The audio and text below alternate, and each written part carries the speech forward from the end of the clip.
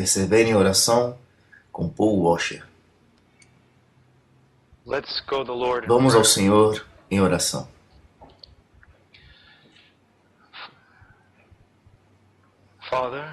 Pai, eu venho diante de Ti no nome do Teu Filho, Jesus.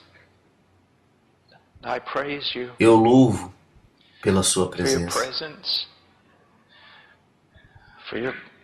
pela Sua bondade, pelo Seu sorriso, pelo Seu favor. Graça abundante para o maior dos pecadores. Misericórdia, uma boa porção do Teu Espírito. Pai, Tu me conheces. Conheces minhas grandes limitações.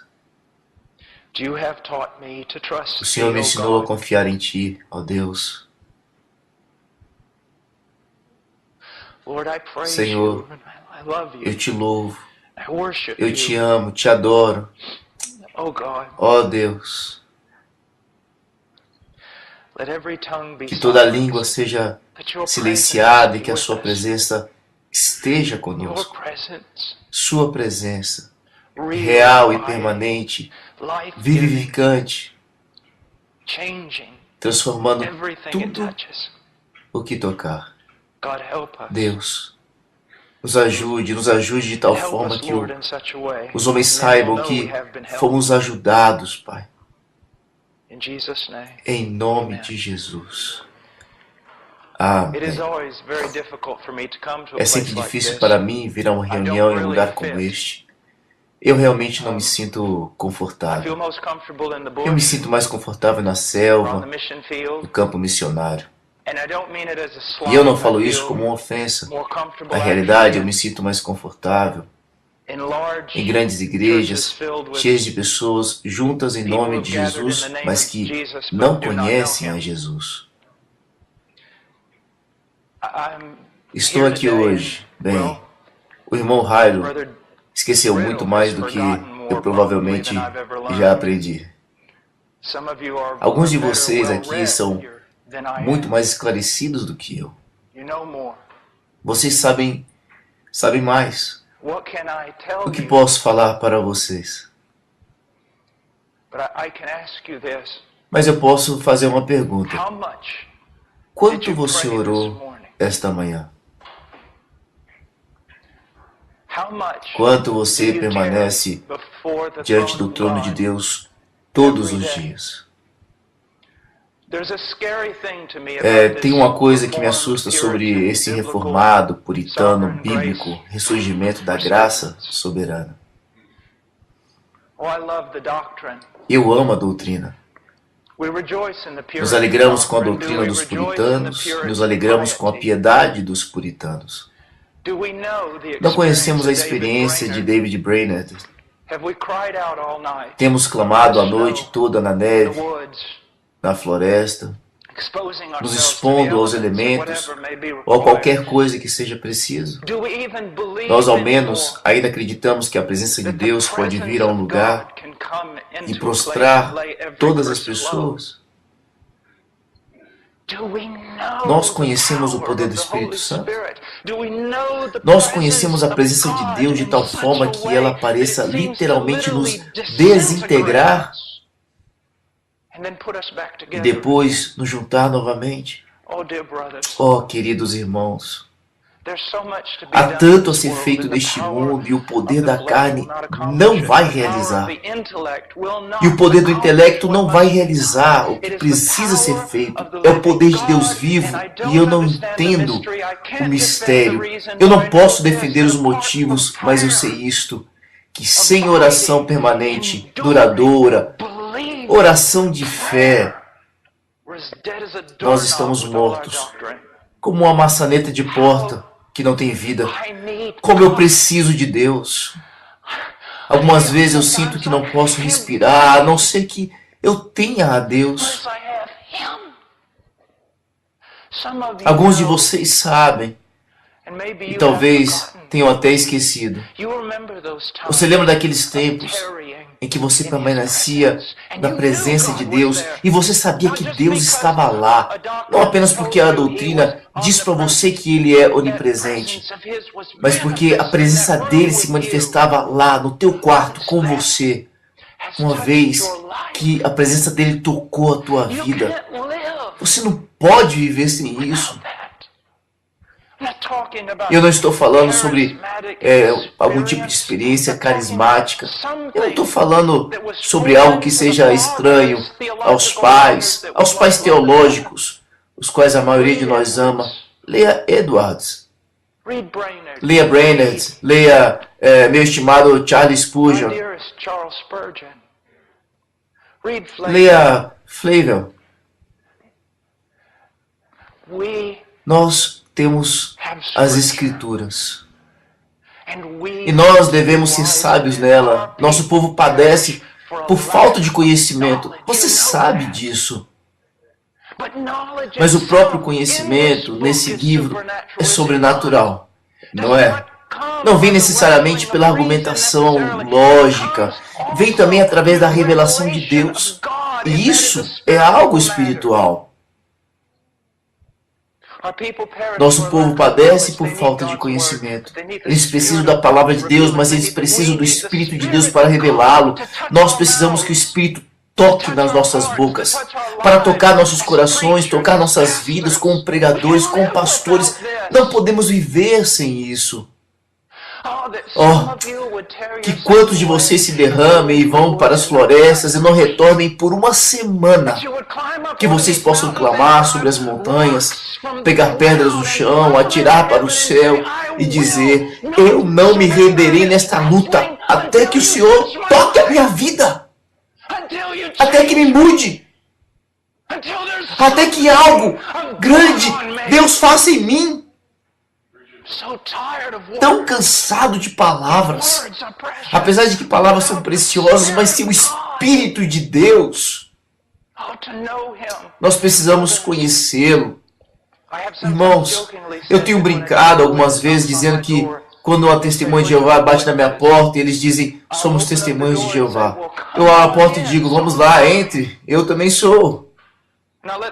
Deixo que fale por 10 minutos, então eu digo: você não é testemunha de Jeová, você está mentindo sobre Jeová. Agora, por que eu faço isso? Porque escutei um homem muitos anos atrás que disse: eu não permitirei que uma seita roube meu nome de mim, minha herança de mim. Agora, eu também não permitirei que pregadores de TV e evangelistas, muitos deles hereges e movimentos, roubem o Espírito Santo de mim. Eu não terei medo de Deus. Eu não negarei a minha herança ou meu manto. Eu sou homem de Deus. Porque outras pessoas falam falsamente sobre o Espírito Santo de Deus e do poder de Deus em suas vidas. Eu não irei. Eu tenho um livro aqui. E dentro desse livro existe o livro de Atos. Eu vejo neste livro obras poderosas de Deus.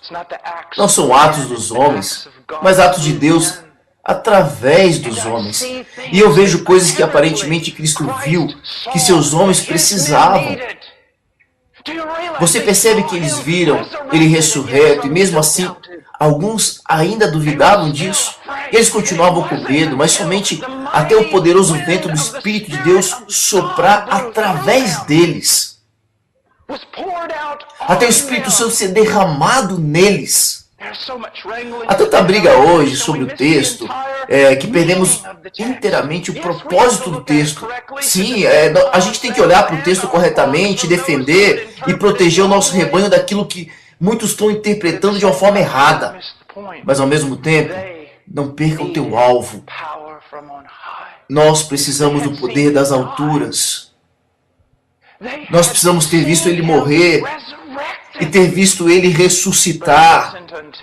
mas somente quando o Espírito de Deus foi derramado. Foi jubiloso. Na forma do Novo Testamento, uma nova aliança, eles foram capazes de levantar e suportar, testemunhar esta palavra de Cristo, os apóstolos. Olha, não tem absolutamente nada que seja retido àqueles que amam a Deus e àqueles que são amados de Deus. Aos amados de Cristo, não tem nenhuma bênção espiritual que nos seja retida de você. Não tem medida em relação à presença de Deus que Ele vai negar a você. Nada, nada. Por que você não pede? Oh, meu amado, um banquete.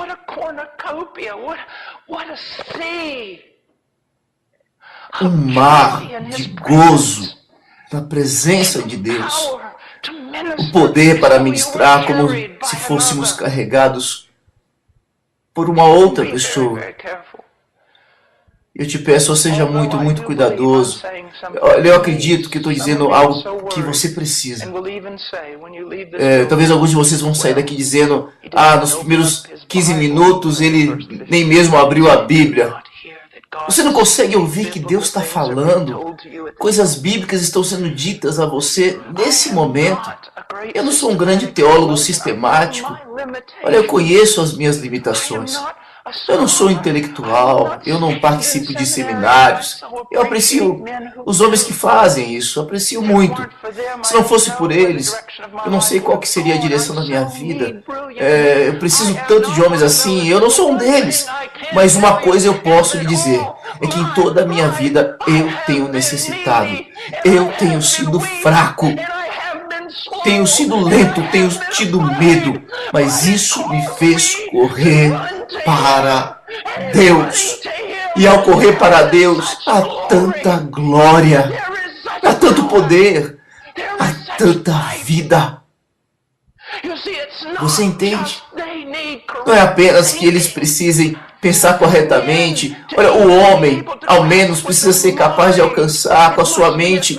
Ele precisa pensar como Ezequiel. Poderão reviver estes ossos secos? Você entende? Nós precisamos ser sábios. Precisamos ser profetas.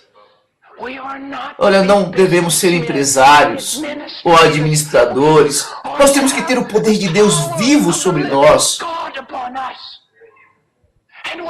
E quando proclamamos a palavra, estamos proclamando palavras para homens mortos. E precisa ser o Espírito de Deus vivo que vem e os levanta do meio dos mortos. Então, quando eles são levantados do meio dos mortos, eles ainda não são maduros. Precisam de Cristo para serem formados. Eles precisam alcançar a plena estatura de Cristo. E isso requer conhecimento. Novamente, nosso povo padece por falta de conhecimento. Mas, meu querido Deus, levante as suas calças e mostrem-se. Olha, Paulo não era o intercessor. Ele não era. Meu querido irmão, me escute. Não há nada impossível na oração. Nada é impossível na oração. Tantos crentes com pecados que os afligem em suas vidas, e eles pensam que assim é que tem que ser. Estão conformados com a escravidão. Ao invés de se colocarem de joelhos e clamarem a Deus, até que sejam libertados desse pecado. Pastores, nós pregamos, mas onde está a demonstração de poder? Sim, homens são transformados através da pregação, mas você alguma vez viu homens transformados através da sua vida de oração? Você alguma vez já silenciosamente escolheu alguns homens nos quais você iria focar sua vida de oração? Dobrou os joelhos e lutou, batalhou, até que Cristo fosse formado neles. E você viu uma maturidade, um brilho na vida totalmente inexplicáveis, a não ser pelo poder do Deus vivo.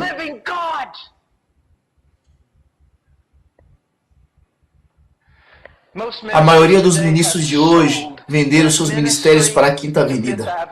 Venderam seus ministérios para o marketing. E para igrejas sensíveis à cultura desses dias e modelos de negócios. Isso é totalmente patético. Mas não venda seu ministério pelo simples conhecimento. Você é homem de Deus. Isso pressupõe que você viva com Deus. Viva com Deus em oração íntima. Oração íntima. Oração íntima. A presença de Deus é uma realidade na tua vida? Até mesmo essa pergunta deixa alguns de vocês trêmulos e com medo. Ele vai nos pressionar. Ele não é realmente de práticas. Ele é um pouco bem dado a experiências demais. Novamente, volte a ler esses livros antigos. Encontre esses homens. Meus irmãos, nós somos mais do que administradores. Nós somos mais que meros estudiosos. Nós somos homens que habitam na presença do Altíssimo. Toda luta na sua vida, todo quebrantamento no seu corpo tem um propósito. O propósito é colocar você de joelhos. Todo conflito, toda batalha. Hoje não há uma batalha sendo travada nesse púlpito. Ela foi travada nesta manhã, às 5 horas da manhã. Não é travada aqui. É travada em oração. É vencida em oração. Isso é feito em oração. Isso é feito em oração. Quero que você veja por um momento. Vamos comigo até o Evangelho de Lucas, capítulo 18.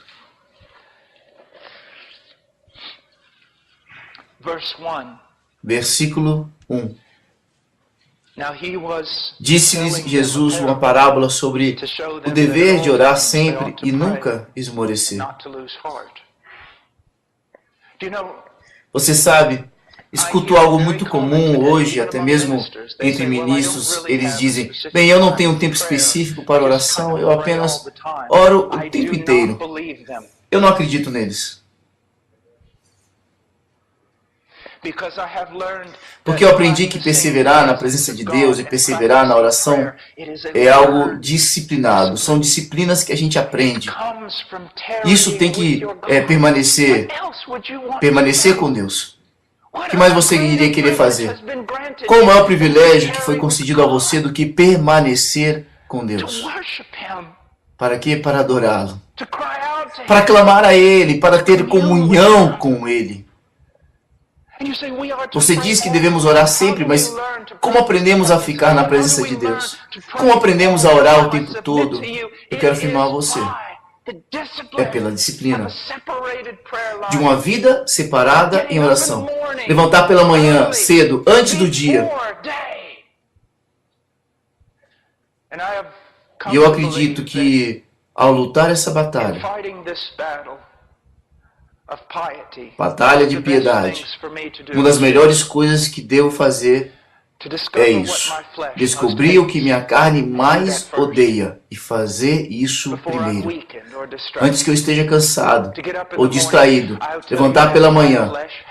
Olha, eu vou lhe dizer isso. Minha carne odeia oração mais do que estudo bíblico. Porque estudo bíblico pode, na verdade, ser usado para minha própria glória. Eu posso saber mais do que os outros. Eu posso falar melhor do que os outros. Se eu estudar bastante, posso falar em conferências. Olha, mas ninguém vai ficar sabendo sobre minha vida de oração. Não ganharei nada dos homens, mas vou ganhar muito de Deus. Minha carne odeia a oração. Outra coisa específica para vocês, jovens ministros. Nunca devemos ficar ansiosos. É engraçado para mim que homens que acreditam tanto na sabedoria de Deus possam de verdade ficar ansiosos. Mas eu acordo algumas vezes pela manhã ansioso. O diabo usa essas coisas como distrações. Pode ser alguma coisa imaginária me causando piedade. Pode ser apenas um pequeno problema, mas começa com uma pequena ansiedade. Então, qual que é a minha primeira coisa pela manhã que eu faço? Filipenses 4. Estou ansioso por nada. Então, o que devo fazer? Pego esses pensamentos de ansiedade, o que for, corro para Deus, me abro, limpo a minha mente de toda ansiedade, abro e permaneço diante de Deus soberano em plena confiança a Ele. Então eu oro. Oro pelo quê? Oro por tudo.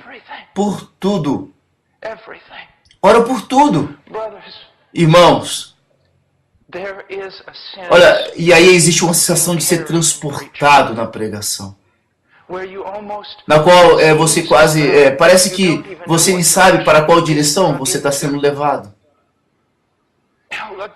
Agora, novamente, não digo que não devemos ser expositores, nós precisamos ser melhores expositores. Eu preciso ser um expositor muito melhor. Mas você pode todo o ter cortado e todo ir com um pingo, mas não tem poder maior do que o poder do Espírito. Você tem visto homens sem experiências falar eloquentemente, e ainda assim a sua alma está com dores. Nada foi tratado em relação à sua consciência. Ele ensinou uma parábola especificamente para os homens soubessem que deveriam orar sempre. Uma parábola é construída ao redor disto com um propósito, que você ore sempre. E o Senhor não está aqui pregando algo que ele não praticava. O Deus encarnado foi um homem de oração. Não é surpreendente que ninguém nunca se aproximou de Jesus e disse: Jesus, ensina-nos a pregar. Eles não disseram: Jesus, ensina-nos a caminhar sobre a água. Mas eles disseram: Senhor, ensina-nos a orar. Muitas pessoas dizem: se eu pudesse fazer qualquer coisa, eu gostaria de ver Paulo pregando em Mars Hill. Se eu pudesse fazer qualquer coisa, eu gostaria de ver meu Senhor intercedendo. Eu gostaria de ver meu Senhor intercedendo. João Calvino disse que o coração do homem é uma fábrica de ídolos. Nós podemos tornar o estudo em um ídolo. Nós podemos tornar a pregação expositiva em um ídolo. Embora essas coisas sejam coisas para serem estimadas, comparadas com Deus, é lixo. A presença de Cristo, o poder de Cristo. Ele diz no verso 2, havia em certa cidade um juiz que não temia Deus, nem respeitava homem algum. Agora, o que vemos aqui? Ele está colocando diante de nós uma pessoa que é o antitipo de Deus. Quero dizer, comparado a Deus, ele está completamente na extremidade oposta. Ele não teme a Deus. Ele não respeita o homem, não há virtude nele, não pode apenas imaginar o homem, ele assim, ganancioso, miserável, com o espírito mesquinho e com um coração pequeno, consumido em si mesmo e em autopromoção. E havia uma viúva naquela cidade.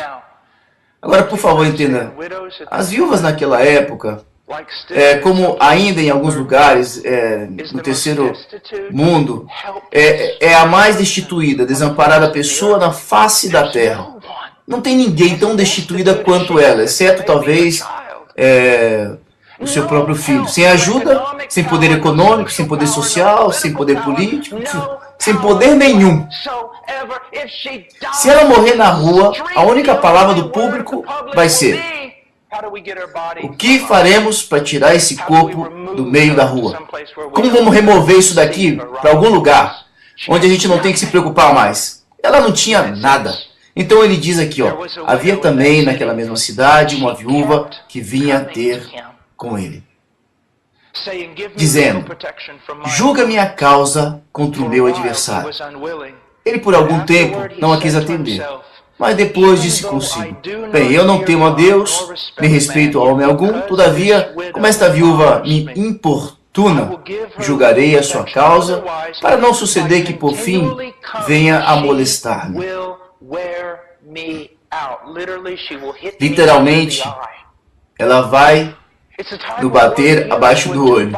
É um tipo de palavra usada quando dois pugilistas lutam e um bate debaixo do olho do outro e um deles fica apenas cambaleando. Essa mulher é tenaz. Absolutamente tenaz. É a única razão pela qual esse miserável e horrível homem cede a ela. É porque ela continuava vindo, ela continuava vindo, ela continuava vindo. Ele não aguentava mais, ela luta com ele. Agora, versículo 6. Então diz o Senhor, considerai no que diz o juiz. Agora ele vai nos dizer exatamente o que significa toda esta parábola. Muitas vezes as pessoas se confundem em parábolas porque elas procuram um significado totalmente em lugar na sua razão. Eles encontram pequenas coisas e nuances, mas uma parábola, eu acredito que, embora possa ensinar muita coisa, é sempre dada para conduzir a uma verdade central. E ela vai nos revelar agora. Ela diz, então disse o Senhor, considerai no que diz esse juiz iníquo. Agora, o que ele disse? Ele disse, isto é o que eu estou querendo que você aprenda sobre sua vida cristã, sobre oração, sobre o que disse o juiz injusto. Ouçam, todavia como esta viúva me importuna, julgarei a sua causa para não suceder que por fim venha a molestar-me. E continua no versículo 7. Não fará Deus justiça aos seus escolhidos, que a ele clamam dia e noite, embora pareça demorado em defendê-los? Uma coisa, entre muitas coisas que aprecio em Charles Spurgeon, ele era sólido. Sólido. Como você diria hoje, soberana graça, reformado. 1896 ele estava lá, bem no meio. Mas quando Spurgeon fala de um texto, ele prega somente o texto. E ele não tentava conciliá-lo com alguma outra doutrina a fim de supostamente proteger essa doutrina. É como tentar proteger nossa doutrina das Escrituras, nossa visão das Escrituras. Escutem, eu acredito. Acredito que Deus é absolutamente soberano sobre absolutamente tudo. E Ele ordenou antes da própria fundação da terra. E isso já me deu mais problemas do que qualquer outra coisa. Mas sei que é bíblico. E ainda ao mesmo tempo eu sei que eu não tenho porque não peço. E eu não posso explicar isso. Eu não fui chamado para explicar isso. Assim como muitas outras grandes doutrinas das Escrituras. Ao invés de passar meus poucos anos neste planeta, tentando supostamente conciliar tudo em minha mente, eu devo logo ser obediente às simples verdades de Deus. Me agarrar a um Deus soberano, longe do qual não tem esperança para o homem, no universo ou em toda a criação. Eu vou me agarrar a isso. E isso é minha segurança, minha força. É o único meio que tenho para saber que a oração pode ser respondida. E ainda neste grande mistério que vai muito além da minha mente, eu tenho me dito que eu não tenho, porque eu não peço. Sabe o que me é dito? Me é dito para fazer diante do meu Deus o que essa viúva fez diante deste homem terrível e injusto. Jacó lutou com Deus. Não te deixarei ir, se não me abençoares.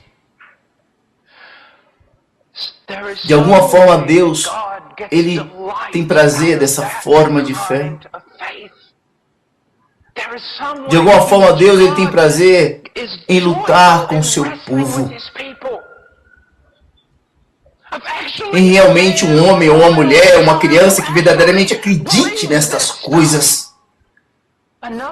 Suficientemente para pedir, pedir, pedir, pedir e pedir.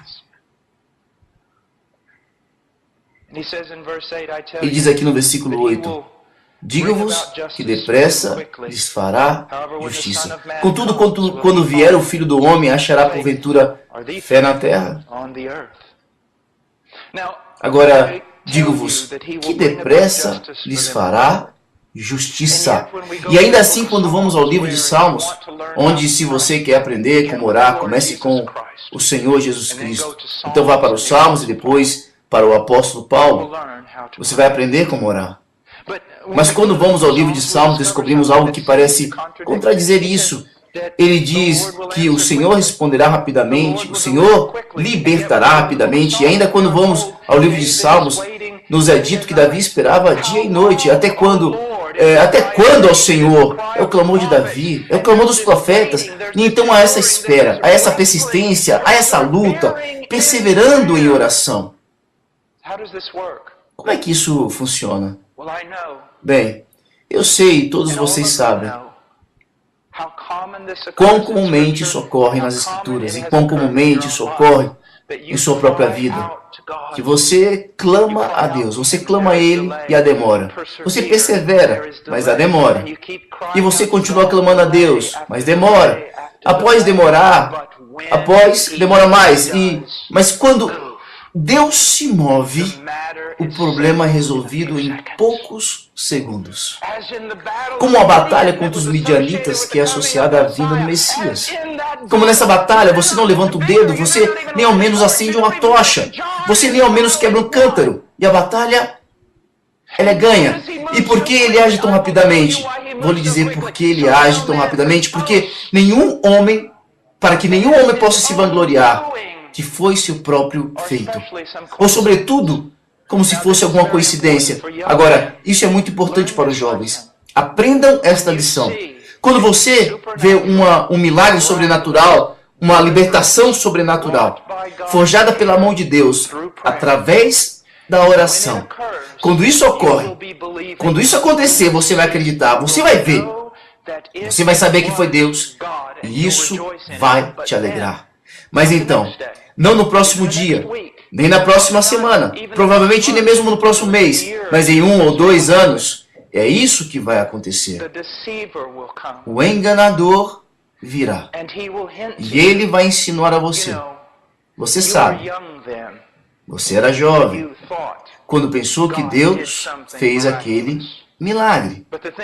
Mas isso pode ser explicado totalmente por meios naturais. Você alguma vez viu isso acontecer? Vocês verão Deus fazer um grande milagre. Então, ele sempre espera, porque é o tempo de espera. Alguns anos depois ele começa a convencer você que foi apenas um cuidado da tua juventude, o fanatismo. Tudo explicado naturalmente. É por isso que quando Deus fazia grandes atos de libertação em Israel, ele dizia, pegue um monte de pedras, anote a história. Nunca, nunca, nunca se esqueça. O ladrão veio para roubar, até mesmo o testemunho de Deus em nós. Vocês sabem, alguns de vocês estão no ministério mais tempo, talvez, do que eu tenho vivido. Vocês conhecem os grandes feitos de Deus. E alguns de vocês os têm esquecido. E vocês precisam retornar. E vocês precisam relembrar e relembrar e relembrar para que a próxima vez que a libertação de alguém seja necessária, você saiba que serve um Deus que liberta o homem. A Deus que liberta o seu povo. Agora, contudo, quando vier o Filho do Homem, achará porventura fé. A fé, talvez a fé cristã, talvez esse tipo de fé que persevera. Ele encontrará sobre a terra. Sabe, eu não quero ser tão dramático quanto a isso, ou ler alguma coisa no texto, mas é quase como se fosse um momento, a disposição ou a atitude do nosso Senhor mudasse.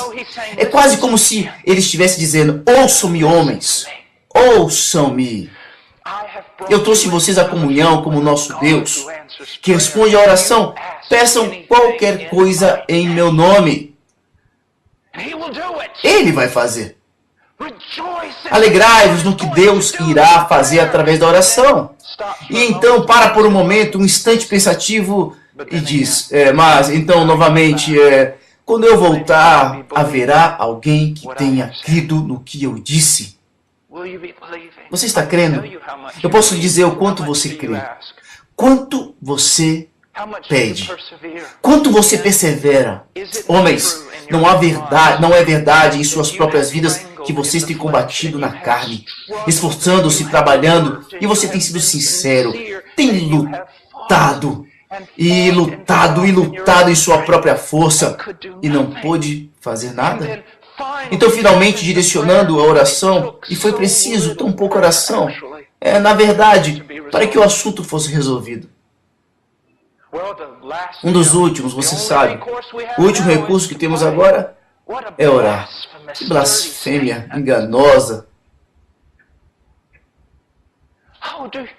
Como você vai ao seu quarto na esperança? Você vai? Você pede com esperança?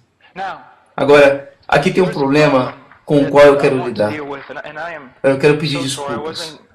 Mas eu ia pregar realmente sobre 1 Coríntios 15, mas vamos por um instante ver aqui o capítulo 11 de Hebreus.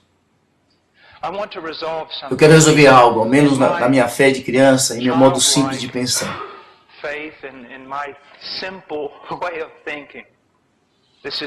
Isso foi resolvido na minha mente.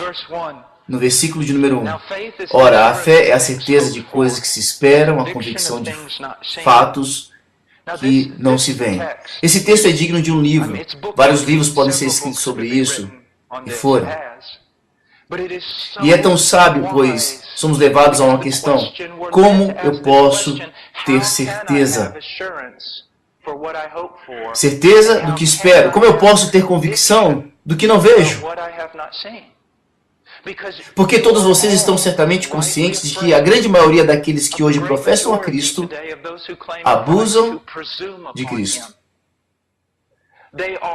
Eles estão exigindo, abusando, garantindo coisas que eles não têm direito à garantia. Nós sabemos disso. Mas às vezes, eu digo isso, eu acho que os carismáticos acreditam em coisas que Deus nunca prometeu. Os caras reformados nem sequer acreditam que Ele prometeu. Novamente, irmãos, eu poderia vir aqui. Não seria nada bom para vocês eu fazer algum estudo teológico, vocês sabem, muito mais do que eu. Então, suporte isso por um pouco. Isso é talvez o que você precisa ouvir. Você sabe, eu descobri há alguns anos, eu ouvi às vezes homens como John Piper. E eu li a Ian Murray, que é meu favorito dos rapazes modernos. E eu amo John Flavel. Seu primeiro volume, Explosion, é o meu favorito de todos os tempos. Mas sabe, depois de um período você começa a descobrir algo. Eu realmente não estou descobrindo nada verdadeiramente novo. Embora esses homens digam isso de tal modo. Mas você sabe, eu estava em uma conferência há alguns anos e antes de eu falar, eles pediram para 6 novos convertidos subirem e compartilharem seus testemunhos. Eles haviam sido salvos entre 6 meses e 1 ano. E quando eles se levantaram, e eu não aprendi nada de novo, mas me lembrei de tantas coisas que eu havia esquecido. O zelo deles, a fé como de criança, a paixão deles. Sim, algumas vezes eles veem Deus como quem vê animais nas nuvens. Os animais não estão lá. Sim, algumas vezes eles fazem todo tipo de bobagens, mas aqueles tempos não foram maravilhosos. Você estava crendo em Deus. Era novo, era fresco. Não estava contido apenas em algumas teses. Era uma relação vital. Talvez seja por isso que Deus me enviou hoje aqui. Para que alguém mais parecido como um novo convertido, falasse com você. Com você que sabe tão mais do que eu. Para retornar. Para retornar. Eu não estou com medo de cometer erros em minha vida de oração. Porque eu sirvo um Deus de graça. Mas aqui está algo surpreendente sobre essa passagem. Diz: ora, a fé é a certeza de coisas que se esperam, a convicção de fatos que não se veem. Como podemos fazer isso? Como podemos ter certeza, a convicção de fatos que não se veem? Só tem um jeito: a palavra de Deus. A palavra do Deus vivo. A Bíblia.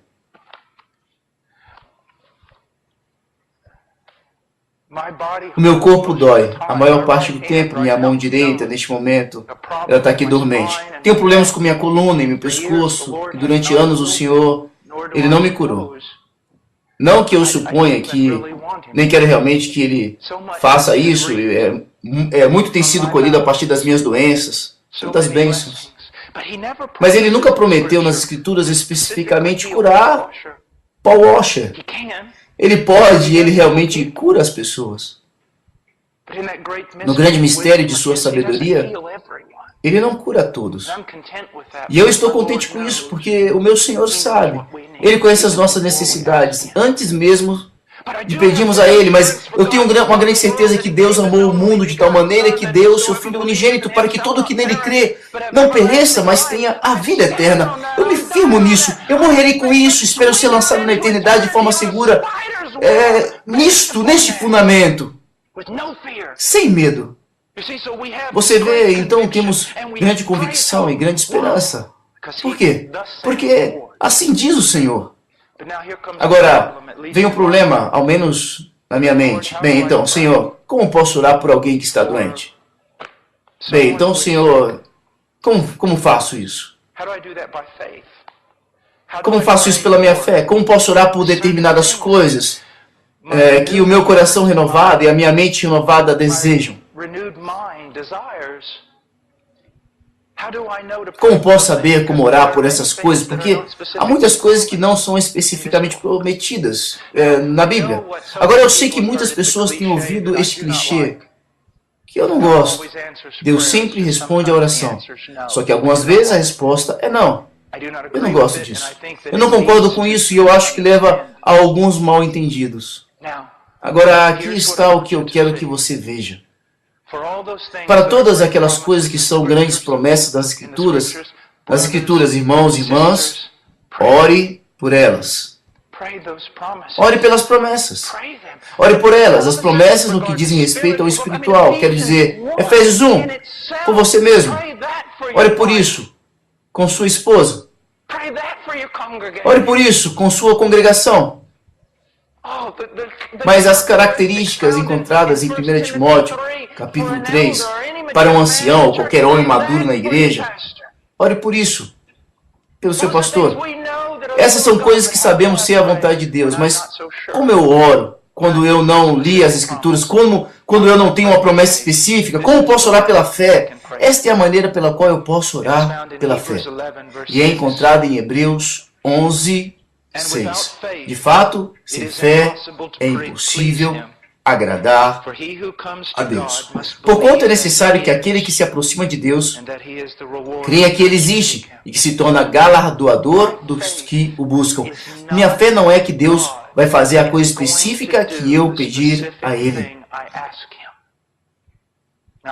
Agora, eu sei que você pensa que a alternativa é sim, Ele pode dizer não. Não. Eu não acredito nisso. Deus pode não fazer especificamente o que eu peço a Ele. Mas Ele irá recompensar a fé. Ele vai fazer alguma coisa. Haverá benefício por buscar a Deus em uma causa. Se eu vejo um santo que está doente, eu tenho um dos homens que eu mais admiro neste planeta, neste momento, está morrendo de câncer pancreático. Eu estou pedindo a Deus para curar este homem, estou implorando a Deus para curar este homem. Por quê? Porque é o que eu desejo. É o desejo do meu coração. Sim, eu estou descansando em sua soberania. Não, eu não vou querer que Deus faça aquilo que eu quero. Eu estou pedindo a Deus para curá-lo. Se Deus não curar, Deus ainda honrará minha oração. Ele a recompensará. Ele dará a esse homem, por causa das minhas orações, algo mais importante, algo que verdadeiramente ele precise. Deus sempre recompensa a oração da fé. Olha, entenda bem, eu posso ir a Deus sem realmente entender. E esta é a sua específica vontade? Este é meu pedido, é a vontade dele, como se eu estou fazendo, Senhor, eu estou seguindo todos os princípios teológicos. Não, eu não preciso. Eu vou com os desejos do meu coração. Peço a Deus por aquilo que eu vejo nas Escrituras, pelo que está no meu coração. Eu sei que mesmo que eu seja teimoso, mesmo que a coisa que eu desejo não seja a coisa a ser dada, eu sei que Deus vai recompensar. Vai acontecer decisões. Decisões serão tomadas. Coisas serão feitas. Vai ter um benefício, porque eu busquei a face de Deus. Então agora eu vejo isso. Deus responde a oração. Sempre. Sim, Ele pode não fazer em sua sabedoria o que eu estou pedindo. Mas se eu confio nele, se eu confio em Deus, eu sei que Deus é galardoador daqueles que o buscam. Deus, eu venho a Ti. Estamos começando uma igreja em Bradford. Deus, eu venho a Ti. Eu oro para que levantes anciãos. Eu oro por isso. Eu não sei realmente o que devo fazer primeiro. Eu não sei como lidar com essa situação. Senhor, sei apenas que eu planto nas Tuas portas. Elevo meus olhos a Ti. E eu permanecerei aqui. Mesmo que eu não saiba especificamente o que Te pedir, permanecerei aqui como um sinal de que eu estou totalmente dependente de Ti e eu acredito que, embora eu não saiba o que pedir, o Senhor é galardoador daqueles que Te buscam. Meus irmãos, há tanto conforto e poder. Agora você entende como se agarrar e lutar com Deus e ainda ter plena confiança na sua soberania. Meus irmãos, existem John Pipers e existem John MacArthurs.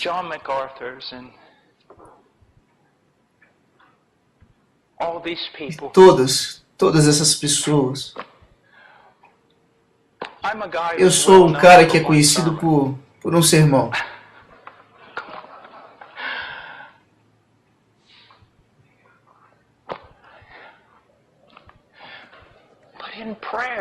Mas em oração,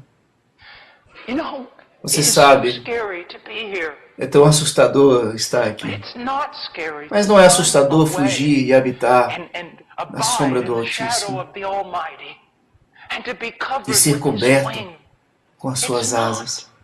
Não é. Seu problema não é que você é muito fraco. Seu problema é que você é muito forte.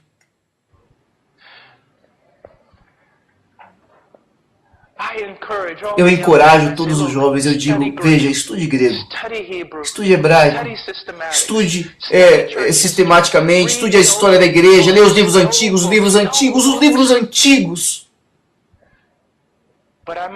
Mas devo dizer-lhes que tudo isso não servirá. É fundamental, mas você precisa de vida.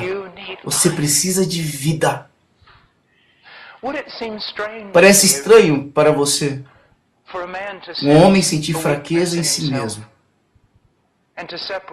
e separar 3 ou 4 dias ou 2 semanas para jejum e oração? Parece estranho para você um problema se levantar na tua igreja, lá na igreja, e você preferir enfrentá-lo de uma vez em nossa própria sabedoria? Nós devemos separar tempo para orar, para lutar com Deus sobre o problema. Ou mesmo se você fez uma pergunta para receber uma resposta, na qual você diria, posso ter tempo para orar? Meus irmãos, sua herança não são terras, não são carros, não são casas bonitas, é habitar nos átrios de Deus. Acima de tudo, vocês são homens que habitam os átrios de Deus. Doce hora de oração. Doce hora de oração que me chama de um mundo de preocupações.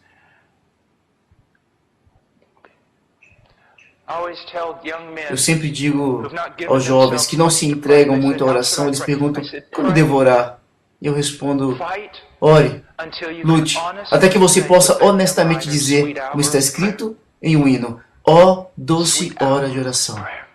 Doce hora de oração. Eu darei ao Senhor minha primeira hora. Doce hora de oração. E então você vê, orar é algo surpreendente. Quanto menos você ora, mais difícil torna-se orar. E quanto mais você ora, mais você é conduzido em oração. Irmãos, você pode orar até pensar, o que aconteceu com o tempo? Eu ajoelhei às 5, já são 8h30. Há coisas que... o que aconteceu? Oh, irmãos, por favor, entreguem-se à oração. Não há absolutamente nenhum obstáculo que não possa ser superado através da oração. Nós não somos homens que simplesmente se entregam à escuridão e que escrevem um rótulo nela. É por causa da soberania de Deus. Somos homens que lutam contra a escuridão. Você vai pôr a culpa de toda essa confusão em Deus? Não use a soberania de Deus como uma desculpa. Somos homens que creem em Deus. Sua escatologia pode não ser pós-milenista, onde tudo será melhor e melhor, pode ser que seja. Seu pós-milenista pode ser, quero dizer, sua doutrina de escatologia pode ser que as coisas ficarão piores, e piores, e piores, até Jesus voltar. Deixa-me lhe dizer algo, Jesus pode voltar esta noite. Jesus pode voltar em 1000 anos. Eu não tenho como modificar isso. E nem você. Saiba isso, não há nenhum lugar nas Escrituras onde diga que na minha vida eu não possa ver países vindo para Cristo. Por que não? Por que não?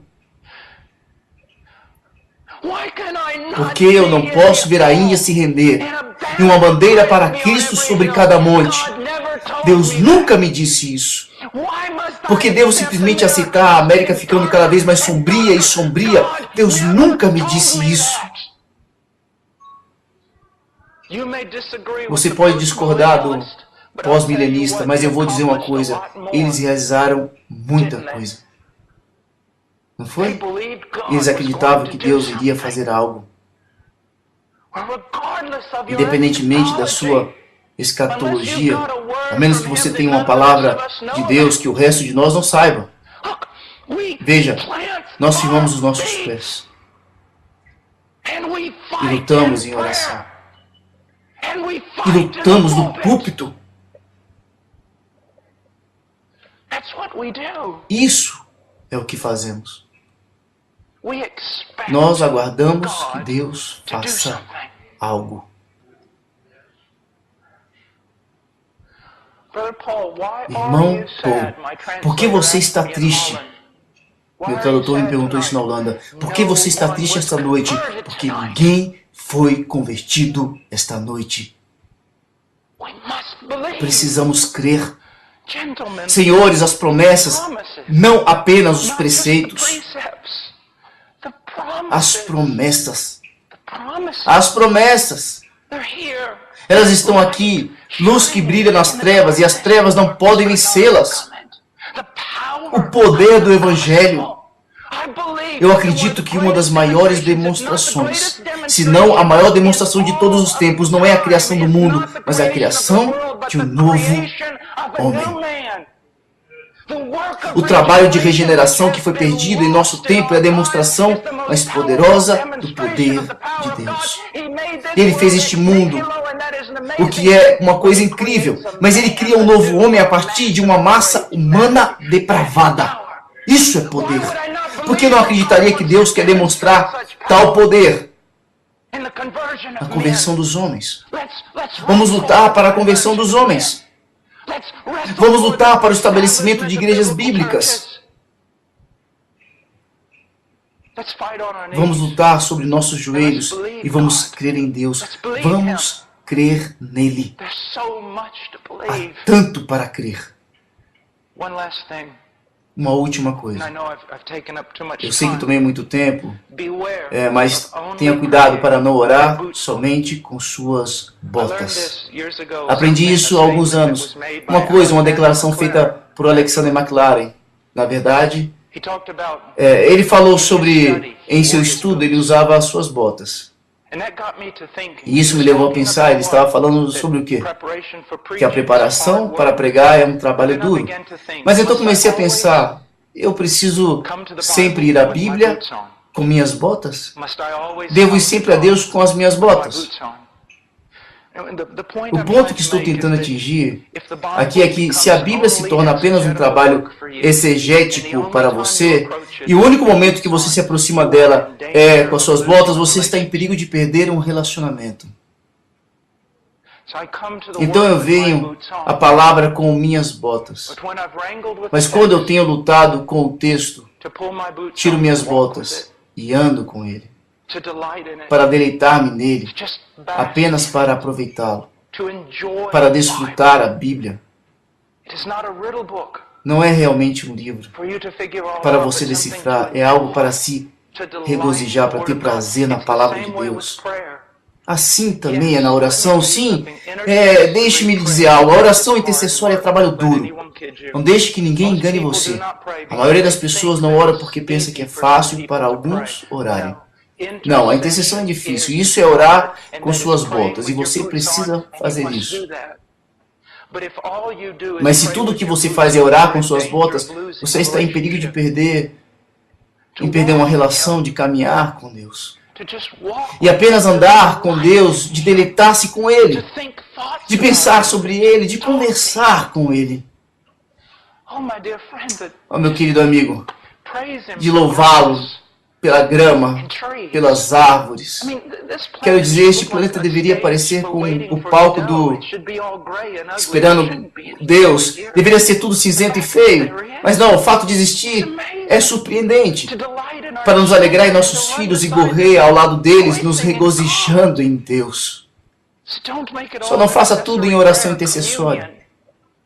Comunhão. Oh, como é tão bom levantar de manhã, às vezes, e apenas dizer, Senhor, hoje podemos colocar de lado o trabalho de intercessão. Eu apenas quero andar contigo até o riacho, apenas falar contigo. Te amo tanto. Tem sido tão bom para mim, Deus. Olhar ao pôr do sol e falar, ó Deus, como fizeste isso? Que pincel usaste? Essa é a coisa mais linda que eu já vi. Irmãos, apenas leve a sério o que foi dito. Ore sobre isso. Talvez, se o Senhor, veja, o Senhor talvez tenha falado com você hoje alguma coisa. Vamos orar. Pai, eu te agradeço, te louvo, te adoro. Eu tenho prosseguido, Deus, ó Deus, mas é com o seu agir, com a sua ajuda. Fortalece esses homens, abençoa-os, Senhor, pega-os pelas suas mãos e conduza-os a níveis mais profundos de oração. Guia-me, ó Deus, eu sou tão novato. Guia-me, guia-nos. Que não joguemos ao chão o nosso manto por uma calculadora, ou uma metodologia, uma visão, ou até mesmo um púlpito. Que sejamos, em primeiro lugar, homens que pertencem a Ti, homens que habitam em Tua presença. Em nome de Jesus. Amém. Deus, minha carne odeia a oração. Outra coisa específica para vocês, jovens ministros. Nunca devemos ficar ansiosos. É engraçado para mim que homens que acreditam tanto na sabedoria de Deus possam de verdade ficar ansiosos. Mas eu acordo algumas vezes pela manhã ansioso. O diabo usa essas coisas como distrações. Pode ser alguma coisa imaginária, me causando piedade. Pode ser apenas um pequeno problema, mas começa com uma pequena ansiedade. Então, qual que é a minha primeira coisa pela manhã que eu faço? Filipenses 4. Estou ansioso por nada. Então, o que devo fazer? Pego esses pensamentos de ansiedade, o que for, corro para Deus, me abro, limpo a minha mente de toda ansiedade, abro e permaneço diante de Deus soberano em plena confiança a Ele. Então eu oro. Oro. Oro pelo quê? Oro por tudo. Por tudo. Oro por tudo. Irmãos, olha, e aí existe uma sensação de ser transportado na pregação, na qual você quase, parece que você nem sabe para qual direção você está sendo levado. Agora, novamente, não digo que não devemos ser expositores, nós precisamos ser melhores expositores. Eu preciso ser um expositor muito melhor. Mas você pode todo o ter cortado e todo ir com o pingo, mas não tem poder maior do que o poder do Espírito. Você tem visto homens sem experiências falar eloquentemente, e ainda assim a sua alma está com dores. Nada foi tratado em relação à sua consciência. Ele ensinou uma parábola especificamente para os homens soubessem que deveriam orar sempre. Uma parábola é construída ao redor disto com um propósito, que você ore sempre. E o Senhor não está aqui pregando algo que ele não praticava. O Deus encarnado foi um homem de oração. Não é surpreendente que ninguém nunca se aproximou de Jesus e disse: Jesus, ensina-nos a pregar. Eles não disseram: Jesus, ensina-nos a caminhar sobre a água. Mas eles disseram: Senhor, ensina-nos a orar. Muitas pessoas dizem: se eu pudesse fazer qualquer coisa, eu gostaria de ver Paulo pregando em Mars Hill. Se eu pudesse fazer qualquer coisa, eu gostaria de ver meu Senhor intercedendo. Eu gostaria de ver meu Senhor intercedendo. João Calvino disse que o coração do homem é uma fábrica de ídolos. Nós podemos tornar o estudo em um ídolo. Nós podemos tornar a pregação expositiva em um ídolo. Embora essas coisas sejam coisas para serem estimadas, comparadas com Deus, é lixo. A presença de Cristo, o poder de Cristo. Ele diz no verso 2, havia em certa cidade um juiz que não temia Deus, nem respeitava homem algum. Agora, o que vemos aqui? Ele está colocando diante de nós uma pessoa que é o antitipo de Deus. Quero dizer, comparado a Deus, ele está completamente na extremidade oposta. Ele não teme a Deus.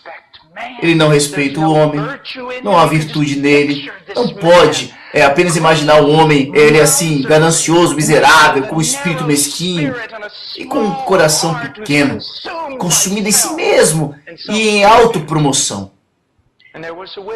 E havia uma viúva naquela cidade. Agora, por favor, entenda, as viúvas naquela época, como ainda em alguns lugares no terceiro mundo, é a mais destituída, desamparada pessoa na face da terra. Não tem ninguém tão destituída quanto ela, exceto talvez o seu próprio filho. Sem ajuda, sem poder econômico, sem poder social, sem poder político, sem poder nenhum. Se ela morrer na rua, a única palavra do público vai ser: o que faremos para tirar esse corpo do meio da rua? Como vamos remover isso daqui para algum lugar onde a gente não tem que se preocupar mais? Ela não tinha nada. Então ele diz aqui, havia também naquela mesma cidade uma viúva que vinha ter com ele, dizendo: julga minha causa contra o meu adversário. Ele por algum tempo não a quis atender. Mas depois disse consigo: bem, eu não temo a Deus, nem respeito a homem algum, todavia, como esta viúva me importuna, julgar, mas somente quando o Espírito de Deus foi derramado, foi jubiloso. Na forma do Novo Testamento, uma nova aliança, eles foram capazes de levantar e suportar, testemunhar esta palavra de Cristo, os apóstolos. Olha, não tem absolutamente nada que seja retido àqueles que amam a Deus e àqueles que são amados de Deus. Aos amados de Cristo, não tem nenhuma bênção espiritual que nos seja retida de você. Não tem medida em relação à presença de Deus que Ele vai negar a você. Nada, nada. Por que você não pede? Oh, meu amado, um banquete.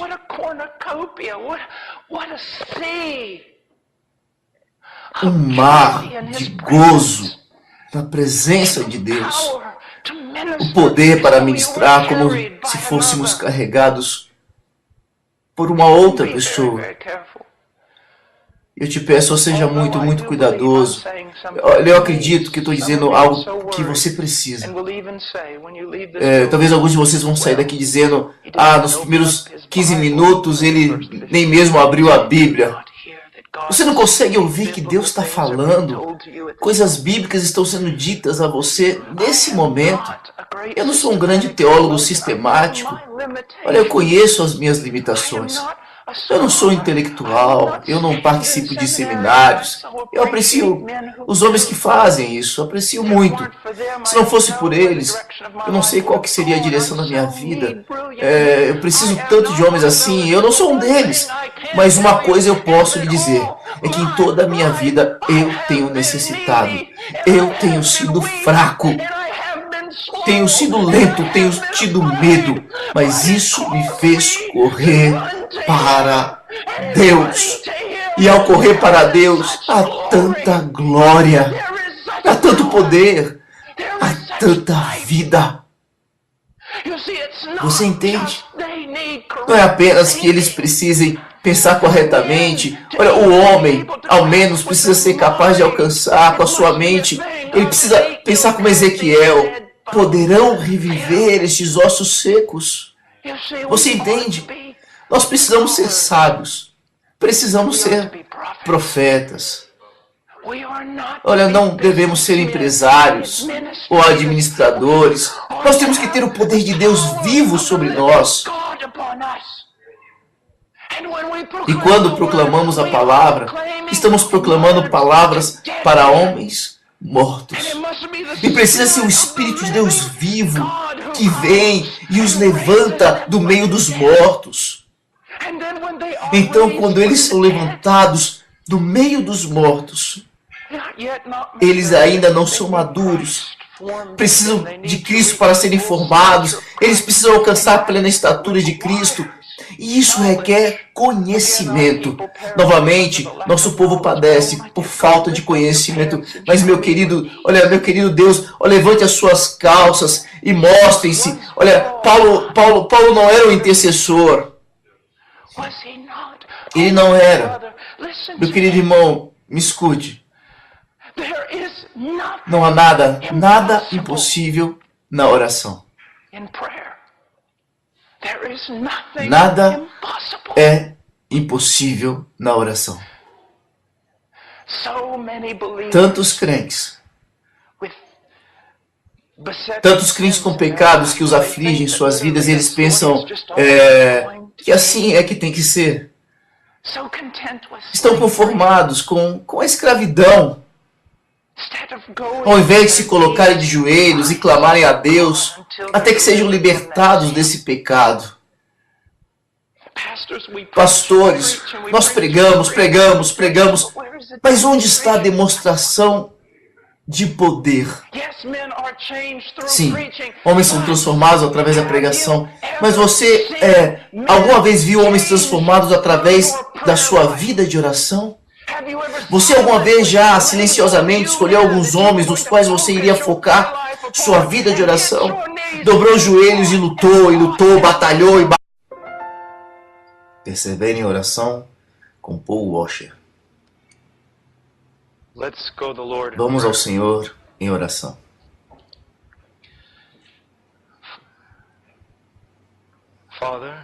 Pai, eu venho diante de Ti no nome do Teu Filho, Jesus.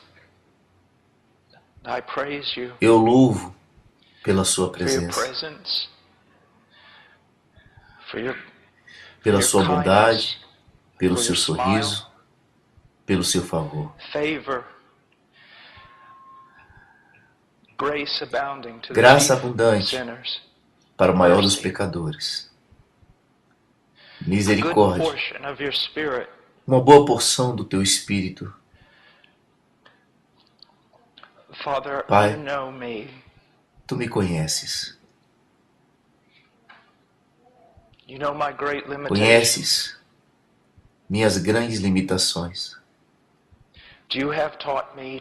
O Senhor me ensinou a confiar em Ti, ó Deus. Senhor, eu te louvo, eu te amo, te adoro. Ó Deus, que toda língua seja silenciada e que a Sua presença esteja conosco. Sua presença, real e permanente, vivificante, transformando tudo o que tocar.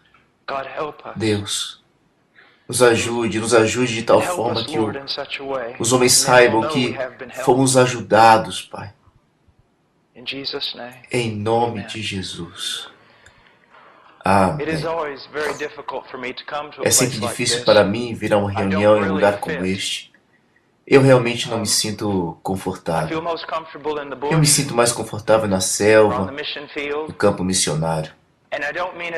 E eu não falo isso como uma ofensa.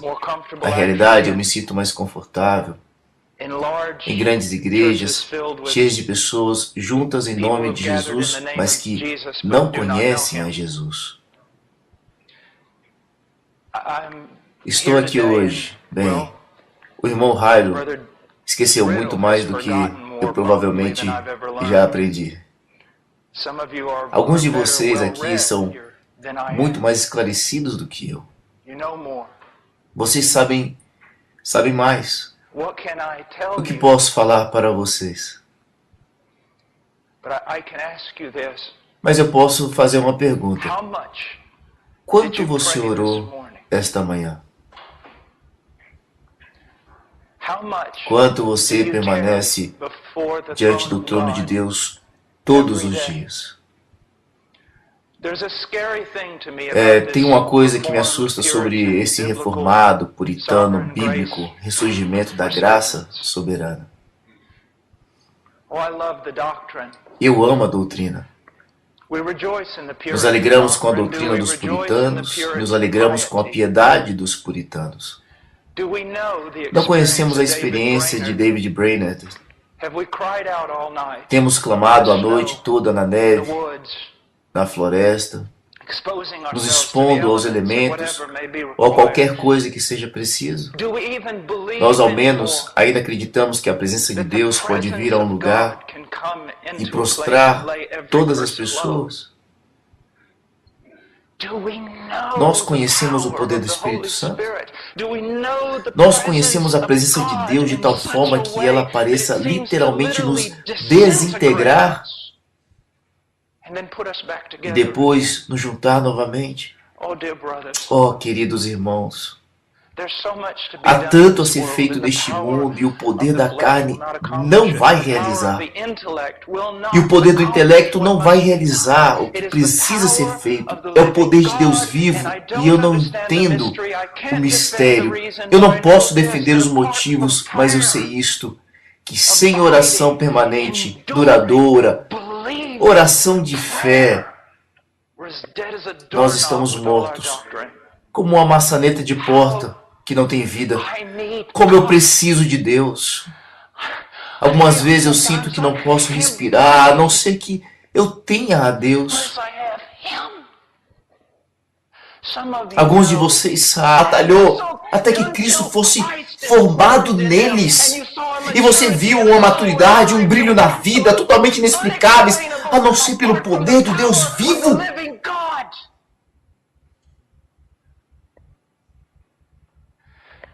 A maioria dos ministros de hoje venderam seus ministérios para a Quinta Avenida.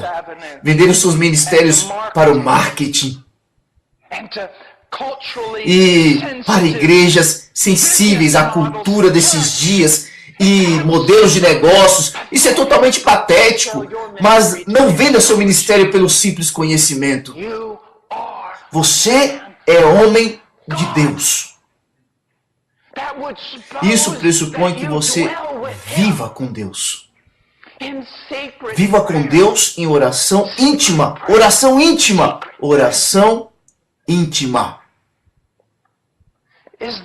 A presença de Deus é uma realidade na tua vida? Até mesmo essa pergunta deixa alguns de vocês trêmulos e com medo. Ele vai nos pressionar. Ele não é realmente de práticas. Ele é um pouco bem dado a experiências demais. Novamente, volte a ler esses livros antigos. Encontre esses homens. Meus irmãos, nós somos mais do que administradores. Nós somos mais que meros estudiosos. Nós somos homens que habitam na presença do Altíssimo. Toda luta na sua vida, todo quebrantamento no seu corpo tem um propósito. O propósito é colocar você de joelhos. Todo conflito, toda batalha. Hoje não há uma batalha sendo travada nesse púlpito. Ela foi travada nesta manhã, às 5 horas da manhã. Não é travada aqui. É travada em oração. É vencida em oração. Isso é feito em oração. Isso é feito em oração. Quero que você veja por um momento. Vamos comigo até o Evangelho de Lucas, capítulo 18.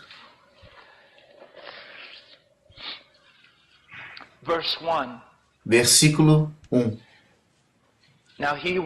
Disse-lhes Jesus uma parábola sobre o dever de orar sempre e nunca esmorecer. Você sabe, escuto algo muito comum hoje, até mesmo entre ministros. Eles dizem: bem, eu não tenho um tempo específico para oração, eu apenas oro o tempo inteiro.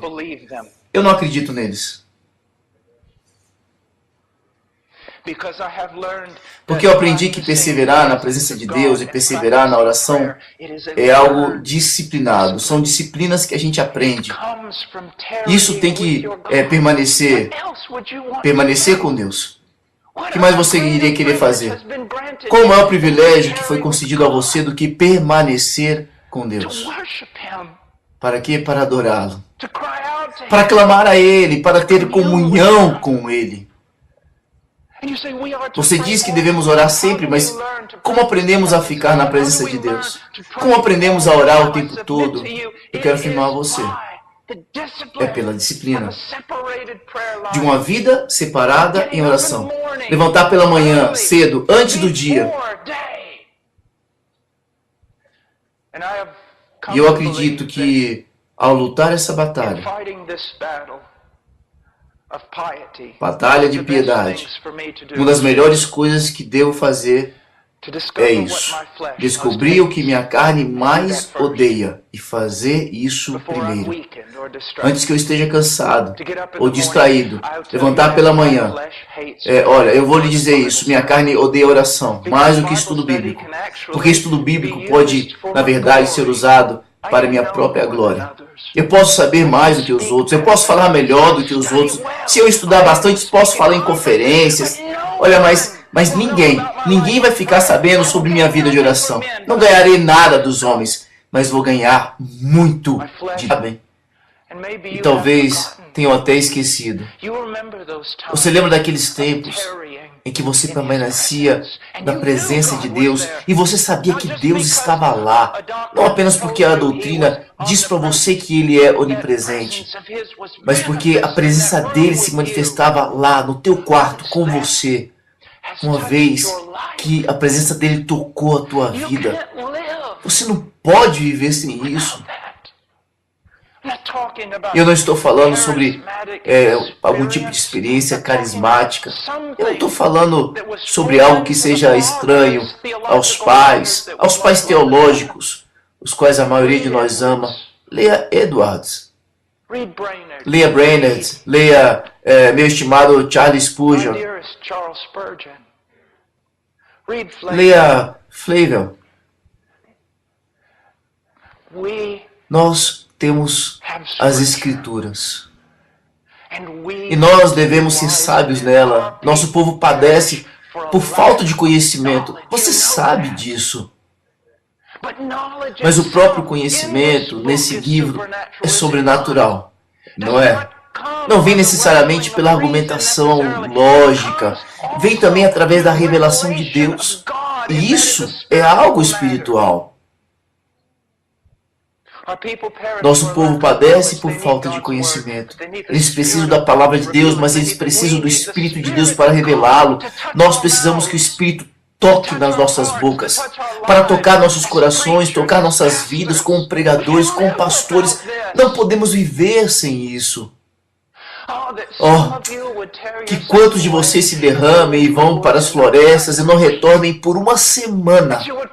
Que vocês possam clamar sobre as montanhas, pegar pedras no chão, atirar para o céu e dizer: eu não me renderei nesta luta até que o Senhor toque a minha vida, até que me mude, até que algo grande Deus faça em mim. Tão cansado de palavras, apesar de que palavras são preciosas, mas sem o Espírito de Deus, nós precisamos conhecê-lo.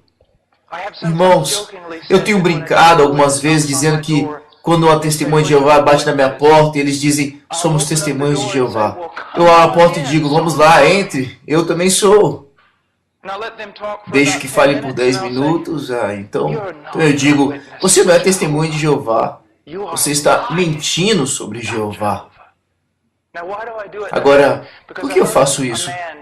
Porque escutei um homem muitos anos atrás que disse: eu não permitirei que uma seita roube meu nome de mim, minha herança de mim. Agora, eu também não permitirei que pregadores de TV e evangelistas, muitos deles hereges e movimentos, roubem o Espírito Santo de mim. Eu não terei medo de Deus. Eu não negarei a minha herança ou meu manto. Eu sou homem de Deus. Porque outras pessoas falam falsamente sobre o Espírito Santo de Deus e do poder de Deus em suas vidas. Eu não irei. Eu tenho um livro aqui. E dentro desse livro existe o livro de Atos. Eu vejo neste livro obras poderosas de Deus. Não são atos dos homens, mas atos de Deus através dos homens. E eu vejo coisas que aparentemente Cristo viu, que seus homens precisavam. Você percebe que eles viram ele ressurreto e mesmo assim alguns ainda duvidavam disso. Eles continuavam com medo, mas somente até o poderoso vento do Espírito de Deus soprar através deles. Até o Espírito Santo ser derramado neles. Há tanta briga hoje sobre o texto que perdemos inteiramente o propósito do texto. Sim, a gente tem que olhar para o texto corretamente, defender e proteger o nosso rebanho daquilo que muitos estão interpretando de uma forma errada. Mas ao mesmo tempo, não perca o teu alvo. Nós precisamos do poder das alturas. Nós precisamos ter visto ele morrer e ter visto ele ressuscitar.